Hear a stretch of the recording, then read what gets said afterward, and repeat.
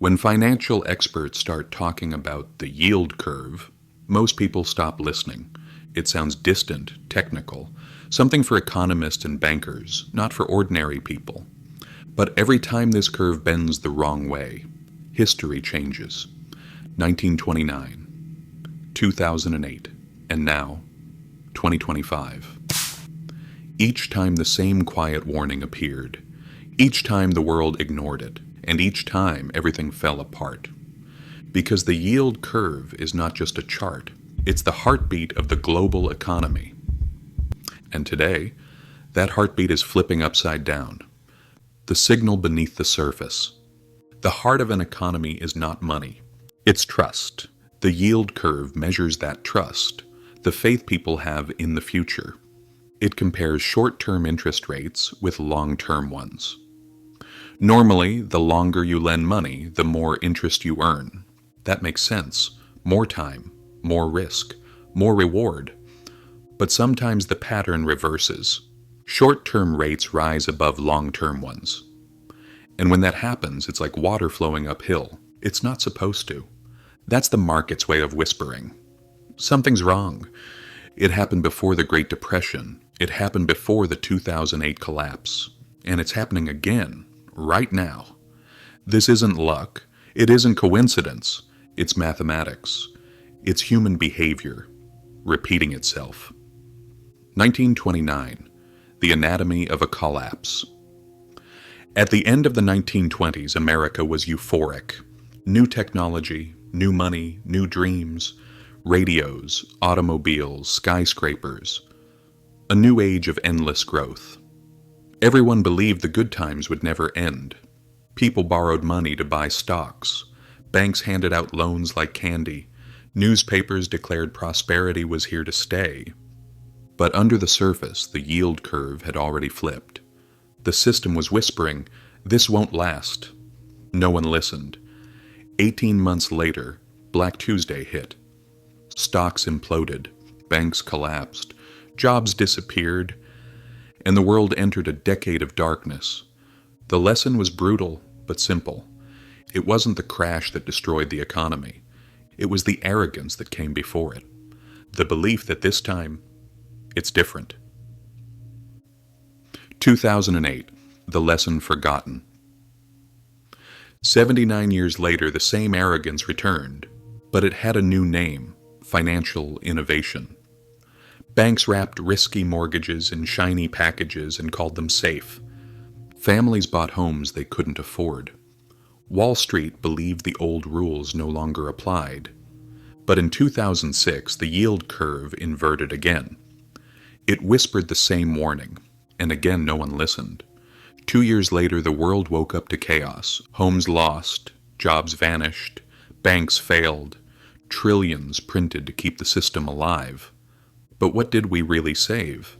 The economy, or the illusion that it could never fall?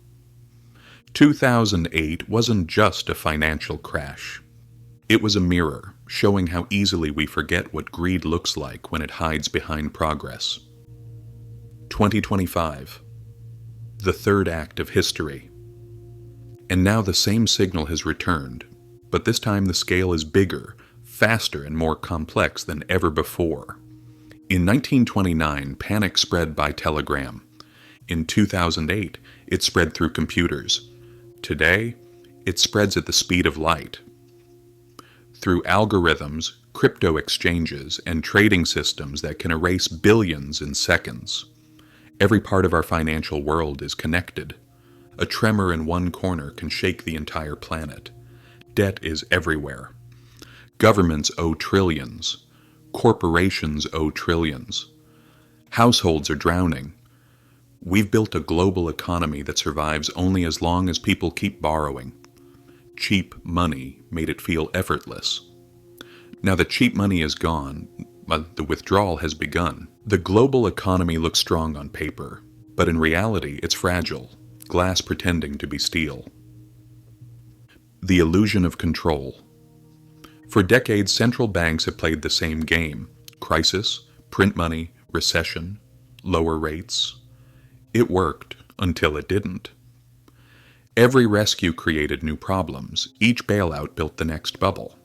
After 2008, they flooded the world with cheap credit, hoping to buy time. But time isn't free. Every dollar printed stole value from the one before it. Now inflation rises, currencies weaken, and the tools that once saved the system are breaking it. We were told the system recovered. We were told the experts fixed it. But they didn't fix it. They delayed it. And every delay made the next collapse bigger. The enemy we can't see. Time. In 1929, it took days for panic to spread. In 2008, it took hours. Now, it takes seconds. A rumor on social media can trigger a bank run. A failed crypto exchange can shake pension funds continents away. Markets no longer crash. They cascade. This isn't just speed, it's fragility. Because when everything is connected, nothing is safe. The collapse of trust. The real crisis isn't in numbers, it's in people. You save money, it loses value. You work harder, your rent rises faster. You study and graduate into debt. The promise was simple: work hard, save, build a future. But that promise is fading. Banks aren't trusted, governments aren't trusted, and people are asking the most dangerous question of all. Why believe in a system that doesn't believe in me? A society doesn't need markets to crash to fall apart. It only needs people to stop believing. The weight on a new generation. The younger generation carries the weight of choices they never made. They inherit debt, not opportunity. They start life behind, running a race that speeds up every year. Student loans, overpriced homes, jobs that vanish overnight. They were told the system works if they just keep trying. But what if the system itself is broken? The yield curve is telling the truth no one wants to admit. The future feels riskier than the present. The curtain falls. The yield curve doesn't predict a date, it reveals a truth. That the foundation of our economy is built on borrowed time. Every era ends the same way. A few people say, this time is different. A few believe they've mastered risk. And then history returns and says, no, you haven't. Greed never changes. Fear never changes. Human nature never changes. Today, every market, every currency, every algorithm, all of it is part of one fragile network. And one spark could burn through it faster than ever before. History's final warning. 1929 was the warning. 2008 was the reminder. 2025 might be the reckoning. But this isn't a doomsday story. It's a wake-up call.